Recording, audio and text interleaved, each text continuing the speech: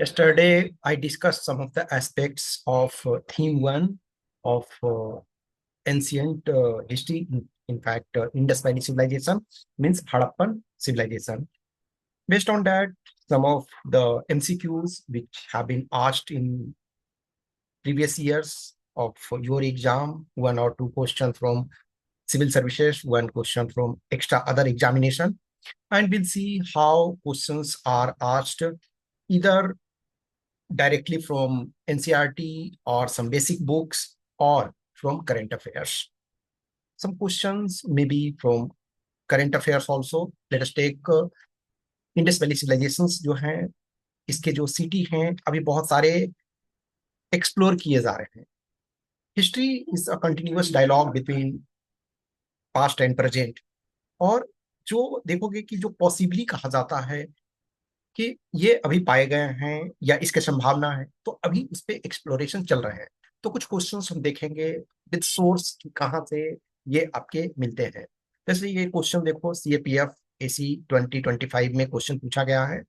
Which one of the following ancient towns is known for the evidence of a plot field from its early Harappan levels with two sets of furrow at right angles to each other, suggesting two different crops grown together.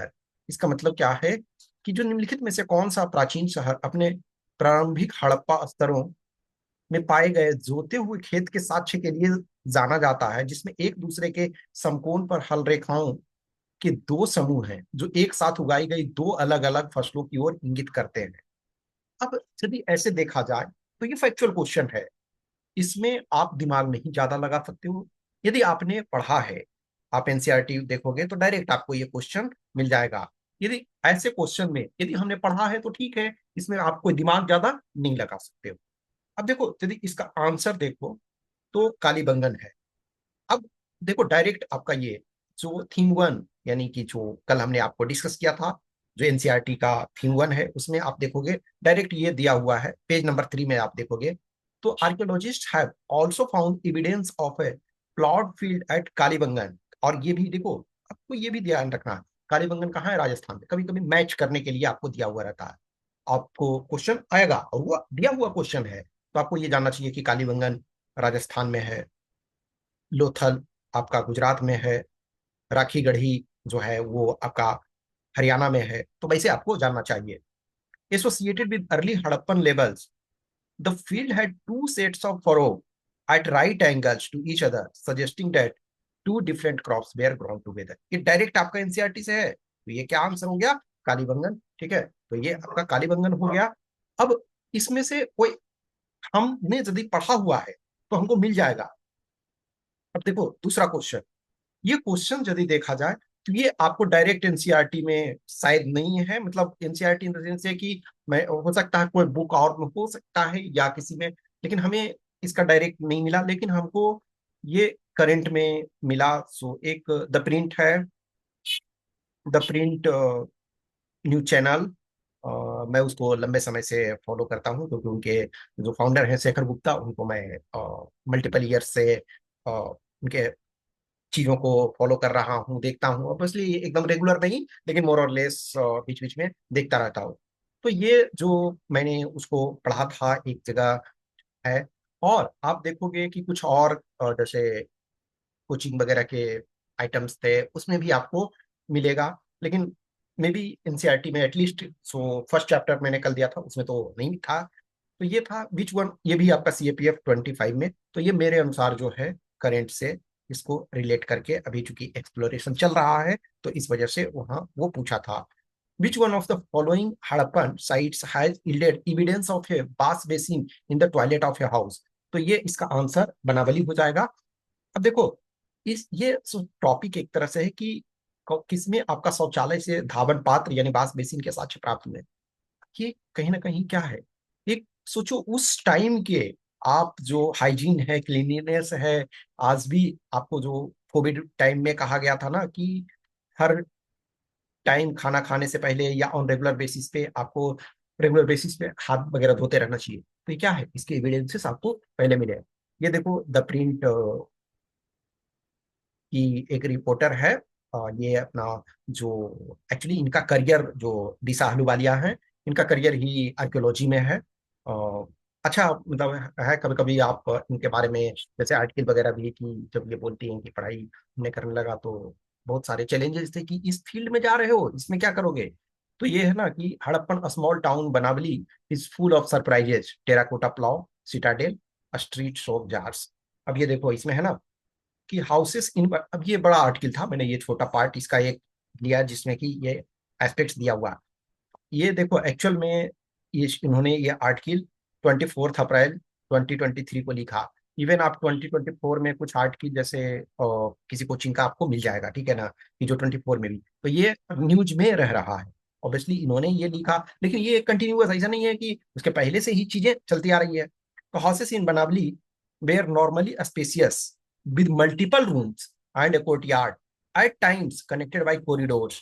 In one instance, a sitting room was paved with mud bricks. This house had a toilet with bath basins placed on a high place in a corner near the drains, which carried wastewater into the soak jar.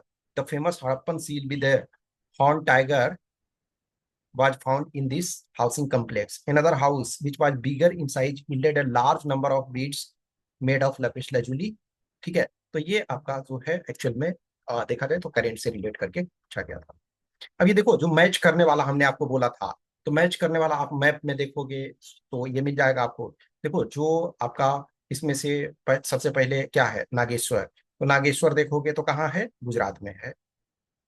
तो यहाँ direct देखो गुजरात नहीं दिया हुआ है, तो इसके जगह सौराष्ट्र दिया हुआ है। आलमगीरपुर ये आपका उत्तर प्रदेश में, ये करीब करीब आपको मेरठ में पड़ता है। फिर देखो कालीबंगन, अभी हमने कालीबंगन अभी ही देखा है, तो कहाँ था, राजस्थान पिछले आपको दिखाया था। और राखी गढ़ी आपका हरियाणा। तो देखो फर्स्ट का थ्री, तो फर्स्ट का थ्री दो में है तो दो तो हट गया।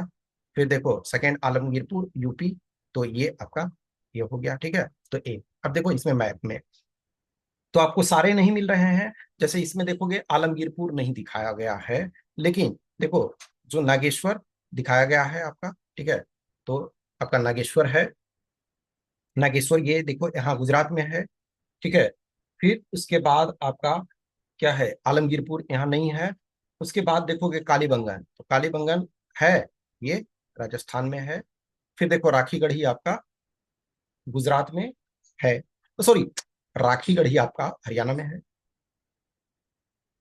ठीक है। तो आपका ये एनसीईआरटी वाला पेज नंबर 2 में मैप में है। अब देखो ये सीएपीएफएसी 2023 का क्वेश्चन है। Which of the following is are important markers for the archaeologist to identify an archaeological site as a center of craft production? कोई भी यानी कि शिल्प उत्पादन केंद्र के रूप में किसी पुरातात्विक स्थल को चिन्हित करने हेतु पुरातत्वविदों के लिए निम्नलिखित में से कौन सा और से महत्वपूर्ण चिन्हक और मार्कर है। अब देखो पहला, ये भी एनसीईआरटी में आपको डायरेक्ट मिल जाएगा। Evidence of raw material such as stone, nodules, whole shells etcetera, यानी कच्चे माल का प्रमाण जैसे प्रस्तर पिंड, पूरे संघ आदि। तो यस ये आपका हो जाएगा। देखो जब फर्स्ट होगा तो हमारा दो ऑप्शन एलिमिनेट हो गया। अब देखो यदि दूसरा, तो एक तरह से हमको गलती ही होना है। देखो geographical expense of the site यानी स्थल का भौगोलिक विस्तार, किसी स्थल का कितना भौगोलिक विस्तार है, इससे तो हम नहीं कह सकते हैं ना, दो तो ऐसे भी गलत है। अब देखो तीसरा है evidence of unfinished objects, rejects and waste material. ये सही होगा, यदि किसी जगह आप कुछ बना रहे हो तो वहां आपका जो अपूर्ण वस्तुएं यानी कि जो अनफिनिश्ड ऑब्जेक्ट्स हैं, रिजेक्टेड एंड बेस्ट मटेरियल्स ये है। Evidence of variety of pottery, देखो पॉटरी जो है, पॉटरी डिफरेंट डिफरेंट जगह में मिले, पॉटरी घर में भी मिले हैं, तो उससे हम प्रमाण तो नहीं कर सकते हैं, तो इसका अब बी होगा। देखो इसमें आप एनसीईआरटी में ही ये देखो करा आइडेंटिफाइंग सेंटर्स ऑफ प्रोडक्शन, करा in order to identify centres of a craft production archaeologists usually look for the following: raw materials such as stone nodules, wholesales, copper ore, tools, unfinished objects, rejects and waste material, ठीक है। In fact, waste is one of the best indicators of craftsmanship. For instance, if shell or a stone is cut to make objects, then pieces of these materials will be discarded as waste as the place of production. अब इसमें रहेगा कि सबसे important कौन सा, तो आप best ये बोलोगे, ठीक है। समटाइम्स लार्जर वेस्ट पीसेस, देखो वेस्ट पीसेस जो बेकार का चीज है उस पर सबसे ज्यादा जोर दिया गया है। तो ये आपका डायरेक्ट पेज नंबर 11 में आप देखोगे तो ये मिल जाएगा। नेक्स्ट देखो, ये CAPF AC 21 में पूछा गया, ये भी आपका direct, most of the mature Harappan sites in the region of Cholistan had been abandoned during, किस समय जो है चोलिस्तान क्षेत्र में स्थित अधिकांश पूर्ण विकसित हड़प्पन स्थलों का परित्याग कर दिया गया था, यानी कि जो मैच्योर हड़प्पा है तो कब। अब ये देखो जो डेट है वो ये सब क्या है, क्लोज में है। जब क्लोज में है लेकिन फिर भी आपने देखा करीब करीब 1800 के आसपास क्लोज में है तो 1800। अब ये देखो डायरेक्ट आपका दिया हुआ है, there is in end of the civilisation there is evidence that by circa, circa में से अप्रॉक्स, क्योंकि एग्जैक्ट तो हम अभी नहीं कर सकते हैं ना, तो ये क्या है, अप्रोक्सीमेशन है। Most of the mature Harappan sites in the region such as Cholistan had been abandoned, तो ये क्या है 1800 में आपका अप्रोक्सीमेट। ठीक है, तो ये आपका डायरेक्ट पेज नंबर 17 में देखोगे। नेक्स्ट आपका है, which of the following is are the most distinctive artifacts of the Harappan civilization, most distinctive क्या है, तो अस्टिएटाइट सील, यस, ये देखोगे कि पेज नंबर 1 में ही ये आपका, पेज 1 में ही ये चीज दिया हुआ है। फिर देखो bricks of standardised size, yes, ये रेशियो ये भी होगा। देखो 1 है और 2 भी है, तो हमारा ये अभी हट गया और ये भी हट गया। अब देखो 3 में गोल्ड बैंगल्स, क्या गोल्ड बैंगल्स आप देखोगे उस चैप्टर में ही पढ़ोगे तो गोल्ड जो है वो उस समय भी रेयर थे। ठीक है, गोल्ड उस समय भी रेयर थे। अब सिल्वर, स्पिटून, नो। तो सो आपका मोस्ट अप्रोप्रिएट है ये आपका गोल्ड बैंगल, ये रेयर है। जो चीज रेयर है वो आपका डिस्टिंक्ट, कोई भी चीज का क्या मतलब होता है कि जैसे डिस्टिंक्ट कल्चर है, मान के चलो कि चावल और मछली, सपोज करो कि किसी एरिया का डिस्टिंक्टिव फूड आइटम है, तो इसका मतलब नहीं है कि वहां पे जस्ट 2% लोग खा रहे हैं, नहीं, मेजोरिटी लोग खा रहे हैं। तो ये आपको अब इसमें देखो रख सकते हो। एक तो ये आप पहला चार्ट ये पेज में देखो, the Harappan seal is possibly the most distinctive artefacts of Harappan और Indus valley civilisation made of stone called steatite.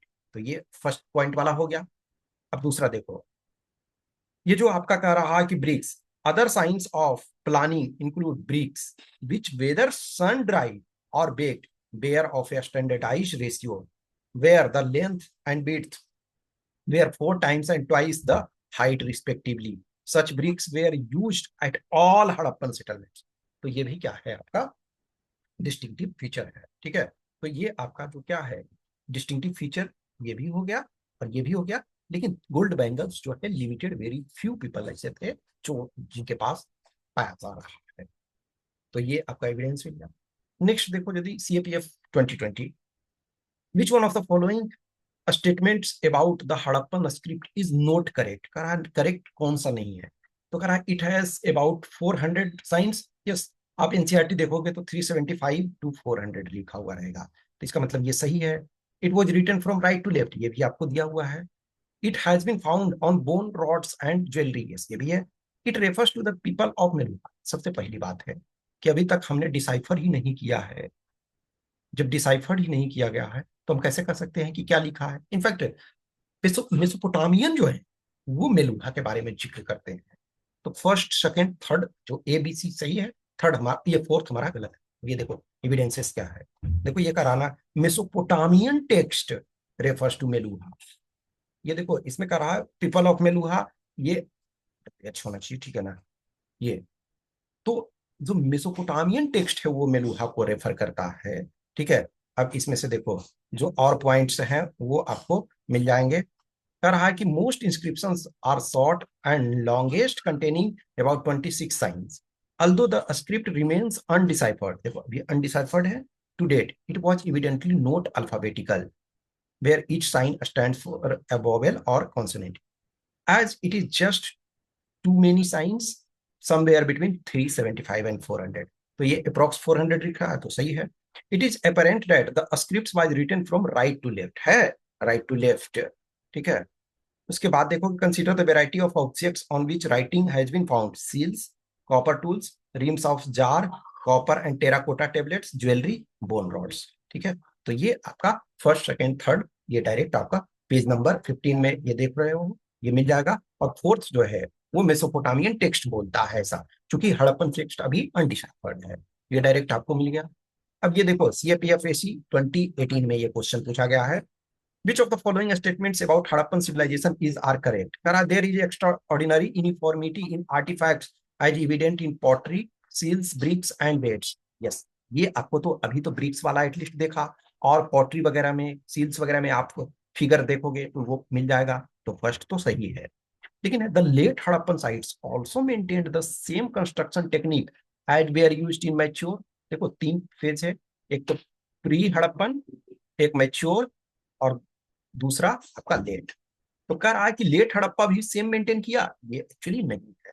तो फर्स्ट ओनली सही हो जाएगा। अब इसके देखो एविडेंसेस, आप एनसीईआरटी में इसमें देखोगे, पेज नंबर जब 17 आप पढ़ोगे, तो ये क्या कह रहा है, in the few Harappan sites that continued to be occupied after 1900 BCE, there appears to have been a transformation of material culture marked by a disappearance of the distinctive artifacts of the civilization, weight, seals, special weights, writing, long distance trade and craft, यानी कि जो significant transformation आपका changes हुआ है। ठीक है, तो second आपका।